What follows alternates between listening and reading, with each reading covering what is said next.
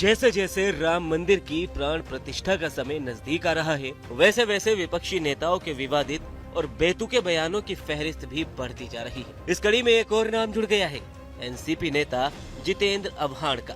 शरद पवार गुट के जितेंद्र ने तमाम गरिमाओं से परे भगवान राम को मांसाहारी बता दिया। तब खाते क्या थे राजा राम, और राम क्षत्रिय था, तो क्षत्रिय का खाना ही मांसाहारी होता है। कोई बता देवे कि राम मेथी की भाजी खाता था। भाषा के इस भद्दे प्रदर्शन में जितेंद्र आव्हाड ने मर्यादा की सारी सीमाएं लांघ दी। हालांकि घमासान मचा तो माफी मांगते हुए भी वो नजर आए। बीजेपी और हिंदू संगठनों के साथ साथ साधु संत भी इसके विरोध में उतर आए हैं। पुरुषोत्तम भगवान श्री राम के खिलाफ एनसीपी के नेता जितेंद्र जी ने जो बयान दिया है कि भगवान श्री राम मांसाहार थे, यह अत्यंत निंदनीय है।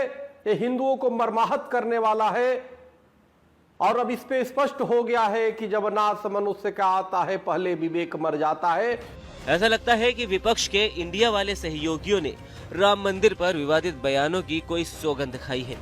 बिहार के डिप्टी सीएम तेजस्वी यादव ने मंदिर, मोदी और नौकरी और अस्पताल सबको एक तराजू में तोल दिया। हजारों लाखों करोड़ रुपया अगर अयोध्या में खर्च हो रहा है तो उससे कितने लोगों की शिक्षा हो जाती, कितने लोगों का चिकित्सा का व्यवस्था हो जाता, कितने लोगों को आप सैलरी दे पाते, नौकरी दे पाते कि नहीं दे पाते। विपक्षी खेमे से विवादित बयान का खेल खत्म नहीं हो रहा। कांग्रेस के नेता बीके हरिप्रसाद ने तो अयोध्या में पुलवामा और गोधरा जैसी घटनाओं की आशंका जताई है। The fundamental responsibility of these governments are to protect the life and property of the people.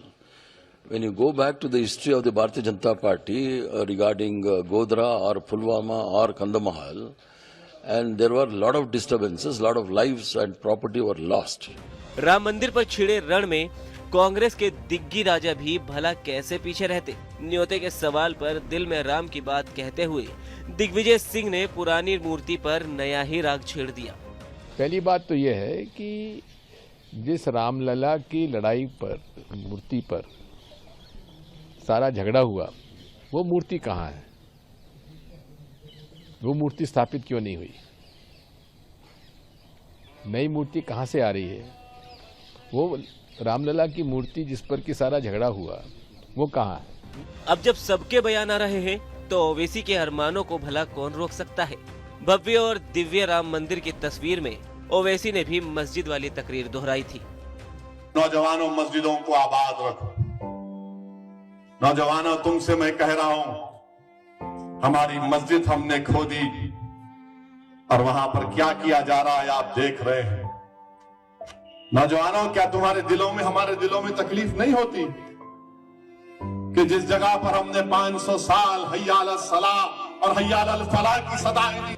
बहरहाल देश में राममय माहौल है। 22 जनवरी को होने वाली प्राण प्रतिष्ठा में अब महज 18 दिन का समय बचा है। बावजूद इसके विपक्षी नेताओं के विवादित बयानों का सिलसिला थमने का नाम ही नहीं ले रहा। ऐसे में सवाल यही है कि मांस, मूर्ति और मस्जिद वाले बयान, राम मंदिर से विपक्ष क्यों परेशान?